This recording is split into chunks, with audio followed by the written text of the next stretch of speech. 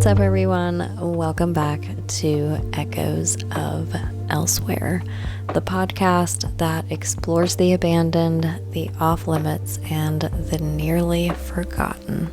I'm your host, Courtney Autumn, and today's episode is all about elevation and how it shapes our experience as urban explorers. Because not all bandos are equal. Climbing high up on to the top of a water tower hits very differently than crawling on your stomach through a drain tunnel with barely enough room to breathe. One is sky, one is soil, or even beneath the soil, I guess. But both are unforgettable. So let's talk about height or depth and how it changes everything. Our adrenaline, our sense of space, our relationship with risk, and even the kind of stories these places tell us. I will start off by saying that there's something deeply surreal about standing on the edge of a rooftop, water tower, what have you, especially when you're not supposed to be on. High above the streets, you feel this strange detachment, and the world just looks really small, and cars become toys, and the people look like little ants, and the chaos down below becomes quiet. It just gives you this cinematic kind of calm. It's risky, of course, but it's a risk that feels open and airy, full of breath. There's space to move, to photograph, to think, and the views are surreal. It gives you perspective, literally and figuratively. It challenges your fear of heights. It reminds you how big the world is and how small you are standing on the ledge above it all. But it's also about your mentality and how it influences all of that. But first, we'll get into the underground, which is a totally different beast. Tunnels and drains, steam systems, fallout shelters, bunkers. These are tight and dark and often disorienting spaces. You feel the weight of earth pressing down. The silence becomes really thick. Your senses heighten because they have to. It's not scenic down there, obviously. You hear water drip, rat scurry, metal echo. You touch damp concrete and trace graffiti that not many people have seen. And sometimes no graffitis down there at all, which is sometimes more eerie because you're just like, am I the only person who's been here? And of course, the adrenaline hits different underground. It's not about the thrill of being seen or seeing. It's about the fear of getting stuck, of getting lost, of being cut off. It's way more primal. So, underground, there's a power in it and a respect for infrastructure because you do really start to understand how cities work, what pumps, what flows, drains, and breaks beneath the surface that we can't see. And you become a part of the hidden machinery of urban life. You're not just looking down at the city, you're kind of moving through its veins. So, it's very interesting the way that it can shift your perspective and how these two things are part of urban exploring, and they do have the same risks involved as far as the general risks that fall under the entire urbex blanket, but the adrenaline part and the fear part and all of it. I think it just is very different. And this is me having done very minimal underground stuff. So I don't, like I've told y'all before, I don't really do underground. I love heights. I'm a sucker for heights and they don't scare me. They do, but in a good kind of way. Like I always want to push myself to the next limit, the next height. I think I've mentioned before, I became obsessed with skydiving. So I've been in the sky, I've done all that, and highly recommend. If you guys are adrenaline junkies and you've never gone skydiving, I highly, highly, highly recommend. It's addicting. I got like highly addicted to it. So anyway, point is that altitude does affect our attitude. And that's kind of what I wanted to talk about today. And if you guys recall, I did an episode in season 1. I'm not sure what number episode, but it was about all of the subcultures and subcategories and different genres of urbex. And this is a deeper dive into 2 of those in a way. And the reason being is just because they're so polar opposites, but it's funny how they still are a part of the urbex culture. And I'm so glad that they are a part of the urbex culture, because both of them fascinate me equally. Even though I don't have as much of a desire to go underground as much as I do with heights and stuff like that. But again, it does fascinate me, and I am so interested in it, and I love the people who do it and post their content. I'm like obsessed. And really, it's one of those I have to live through you in order to see this stuff, because I don't think I'll ever be brave enough for a lot of the stuff that I see that people do underground.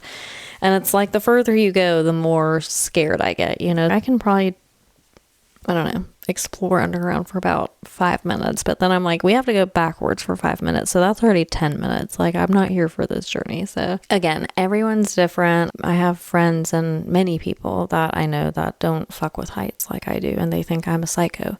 So I get both sides, and I get people that do neither, and they don't want to go underground or above ground. They just want to be on the ground. And I'm here for that too. So I'm here for all the walks of urbex life. But yeah, like I said, these 2 in particular interest me a lot because they're polar opposites, and therefore they create a different experience. For me personally, anyway, I think it's a different experience. And maybe explorers out there listening, you might feel differently if you do all kinds of urbex and you've been above ground, underground, all the things. And you might not feel differently when you're doing those 2 things, or you might not feel differently at all during exploring, and you might always consistently feel the same no matter what you're doing. But for me personally, I feel totally different during all the types of urbex. You know, I feel totally different when I'm exploring a house than when I am a hospital or a nursing home or a school. All the different bandos really do make the experience different. So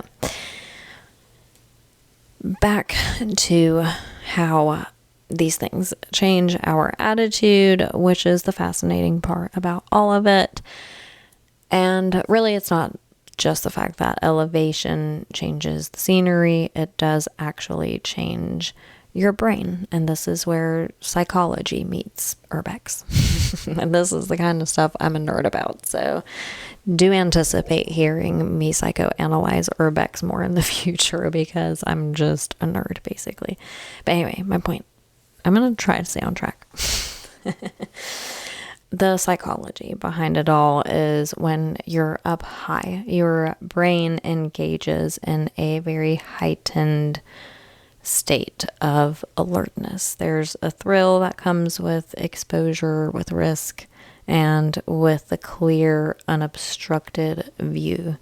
Your eyes scan wider, your heartbeat quickens, not just from the climb, but from just the sheer presence of it all. And your focus sharpens, time stretches. You might feel a sense of euphoria. I'm kind of getting giddy just thinking about it, talking about it.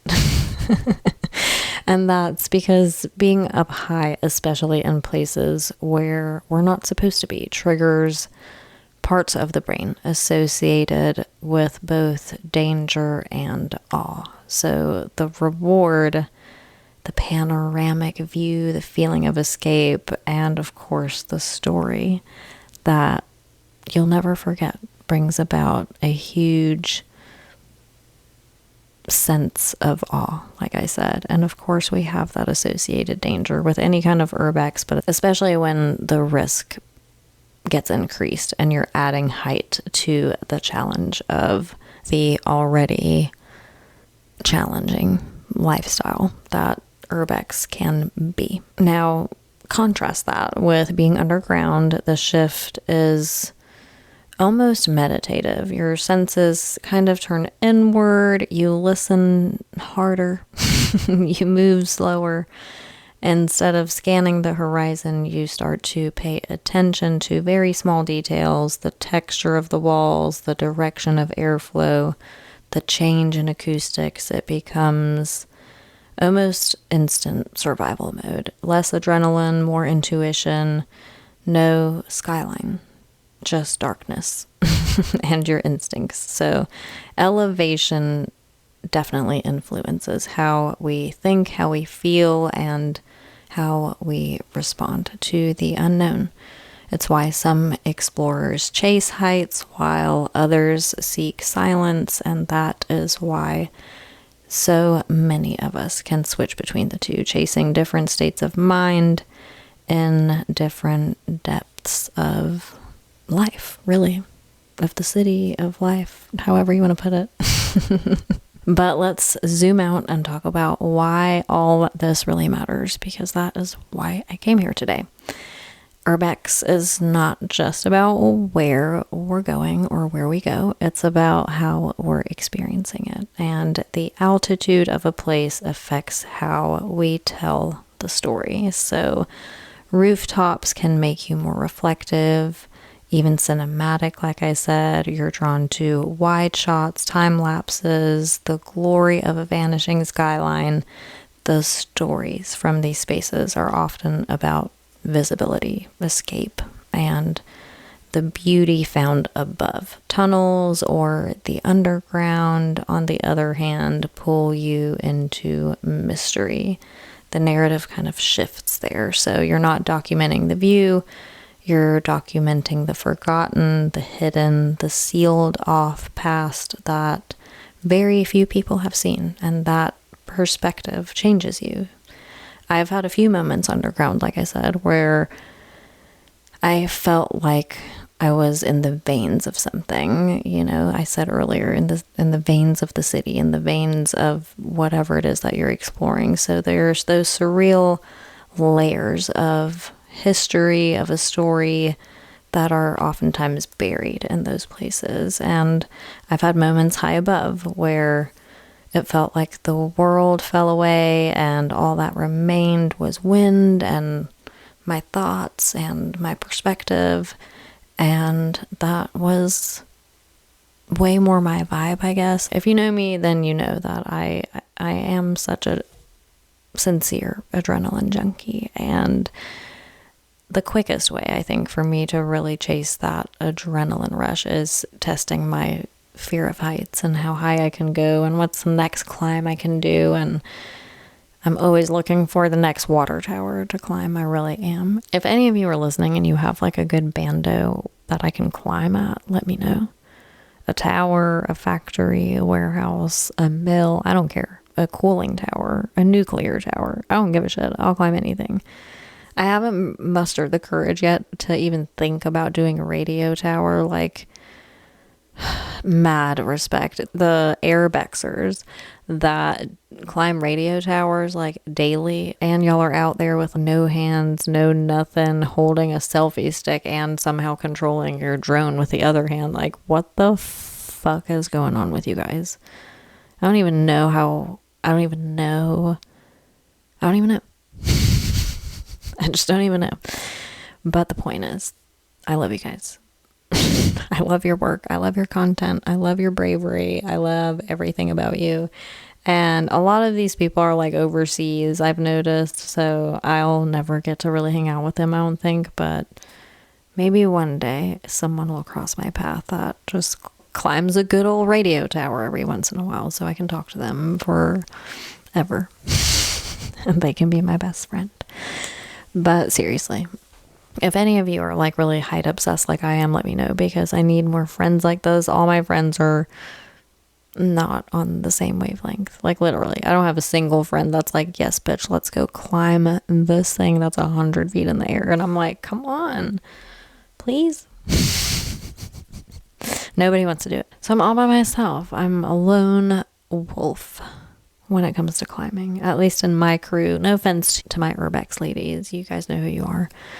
But I don't hate on people who don't do heights. I know it's very niche, and sadly for me, it's always the boys that want to climb. It's never the girlies. Anyway, as you guys can tell, I am very obsessed with heights and adrenaline and urbex in general. You guys know I'm obsessed with urbex. That's why I'm here. That's who I am. And that's that.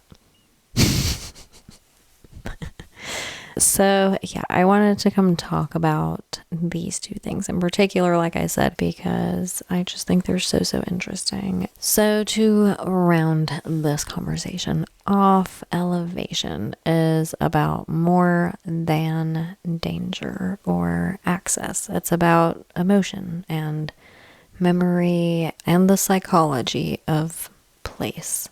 Whether you're 20 floors up or 20 feet down, what matters is that moment of clarity where your mind meets the architecture and everything clicks into focus. That is the magic of urbex. The deeper you go or the higher you climb, the more of yourself you meet along the way. So that is why I wanted to come talk about that today. And I hope that you guys found this episode interesting. If you did and you haven't already, please make sure to leave a review or a rating for the podcast. Subscribe if you haven't already. Leave me a comment if you want to. Find me on Instagram at Urbex Echoes. All of my information is in the description as always. And yeah, that is all for this episode. Thank you guys so much for coming back this week and listening to another episode of the podcast.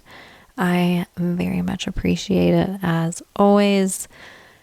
With all of that said, I will be back next week. Until then, keep exploring the allure in the abandoned, the beauty of decay, and the echoes of elsewhere.